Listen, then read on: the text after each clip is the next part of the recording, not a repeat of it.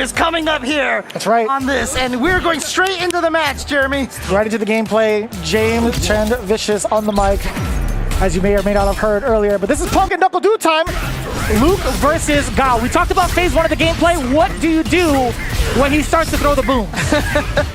Yeah, and again, it's one of the strongest projectiles have been in a long time, and it's definitely one of their focuses, because the only balance changes we saw between Beta 1 and Beta 2 were to buff up the projectiles. Right. And I've always said, you know, since Street Fighter 2, the man only has 2 special moves. I've gotta say he's really good, right? Like, he doesn't need anything else. Like, he's fine with just 2. He's actually gotten buffed to 3 now. Two and a half. He has what's the command for the Sonic Blade in this? Quarter circle back punch. Oh, interesting. So that way you start charging as soon as you do it then. Correct. Okay. That's pretty good. That's pretty good. Smart. Nicely done. But you can see right there, the mixture between regular Sonic Booms and EX Sonic Booms. Now, Punk has actually put himself into burnout. Like I said, he said yesterday, he doesn't like to put himself into burnout, but that's the kind of work you have to try to put in to get in on Guile. Kind of ridiculous, man. Knuckledu has not had to overextend with his meter. All of his drive gauge has been spent throwing out booms to reset the situation and knock Punk backwards, or just hang out and maybe parry. But look, he's not using majority of the mechanics just because he's totally content with playing this playstyle. Oh yeah, and it works. Yep. I mean, again, as a Street Fighter 2 player, where we had to deal with Guile all day because he was clearly the best character for this reason right here. I am definitely getting those war flashbacks here from this. I just stepped away from my computer, dude. I'm like, you got it, bud. That's all you. I don't want the smoke. Oh, no, I thought Punk was going to get that DP out right there. Not sure, a little bit of an execution error.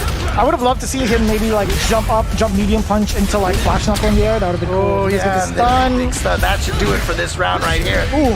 But, you know, it's interesting because you saw Punk combo into the drive impact. In those situations where you're burned out, you're almost better off just getting hit by a drive impact, you know? Charge up the flash knuckle, forward throw. He still gets pressure after this.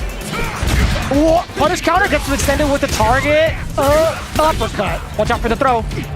Knuckledu, he was ready for it. He did get the exposure down below, right? He got the crouching light kick. Didn't get to extend it. Beast mode, baby. Not the same super, but you know what I mean.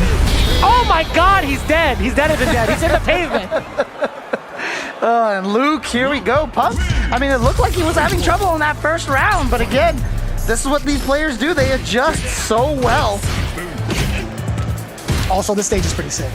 Oh yeah, all the stages are really, really cool. If Guile wasn't on the screen right now in the, you know, playing off in the matchup, he actually walks up to view the fighters. Yeah, he climbs out of the jet, right? He's in the back. He's in the back. Okay, he gets greeted. He gets saluted. Then he walks in. He's like, "These guys are scrubs." He's like, he's got his hands on his waist. He's like, real old man status. He's like, you know, yeah, just chilling. I used to fight better than these guys. See, now I just wanted so that if Chun-Li plays on the stage, he comes down and goes, "Who's that?" And she's like, "I'm from Interpol. I'm after Bison." And he's just like, whatever, and walks away. Yeah, just straight up play out the Street Fighter anime movie scene. Lord, did you see the damage that Punk gets to distribute with this character?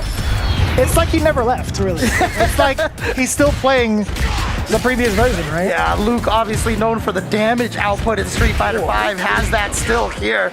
I mean, that's such a cool target combo, by the way. Low medium kick to crouch medium punch. Do you know what the frame data is on? It leaves you plus. Really? Yeah. Oh, dang. Okay. If it hits. If it hits. Okay. But here's this pressure in the corner, and yeah, Punk, since that first round where it looked like Du was just fundamentaling him to death, now all of a sudden Punk has just rattled off 3 rounds in a row. I'm taking a significant notice that Knuckledu has not been able to throw the sonic booms as much as he was earlier, right? He was really liberal with the amount of projectiles being thrown in the start of the game, but it's really toned down because of the fact that Punk has got really solid reactions against when Knuckledu wanted to use them. That's even bigger. Into the super. He's dead. He's also dead for sure. Yeah, this is gonna kill me. I don't even need to ask the question. Dude, they always have that little tiny pixel at the end, and I always like, wait, I was wrong? Oh, wait, okay, there it is. I'll give you a hint, James. If there is a combo that leads into level 3, if their life bar is below half the drive gauge, they're dead. Okay, all right. These are all like secret commentary tips that you gotta learn. Listen, man, as long as that information gets spread out early, I'm totally fine with that, right? You guys can call me out when the game starts. That's gonna rule. Punk taking it down 2-0 against Knuckledu in what looked like Knuckledu's favor right out the gate, just based off of the pacing. But of course, Punk being able to dissect that, make it his own 2-0. But Knuckledu still has another shot at life. He gets moved down to the loser side where he has to face off against 801 Strider. Now,